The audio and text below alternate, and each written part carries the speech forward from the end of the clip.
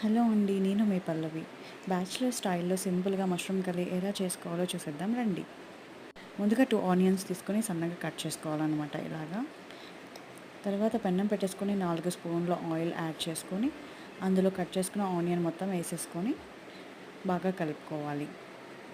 కొద్దిసేపు మూత పెట్టేసిన తర్వాత, ఏగిన తర్వాత అందులోనే ఉప్పు, తగినంత పసుపు వేసుకొని మళ్ళీ నీట్‌గా కలిపేసుకోవాలి. అందులో కొంచెం కరివేపాకు, వెల్లుల్లి పేస్ట్ కూడా యాడ్ చేసుకోవాలన్నమాట. చేసుకున్న తర్వాత కొంచెం సేపు మూత పెట్టేసుకొని నీట్‌గా మగ్గనివ్వాలి.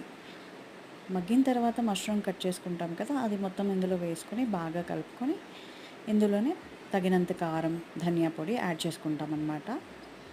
బాగా కలుపుకొని మళ్ళా మూత పెట్టేసుకొని బాగా మగ్గనివ్వాలి నీట్‌గా. అప్పుడు బాగా రుచిగా ఉంటుంది.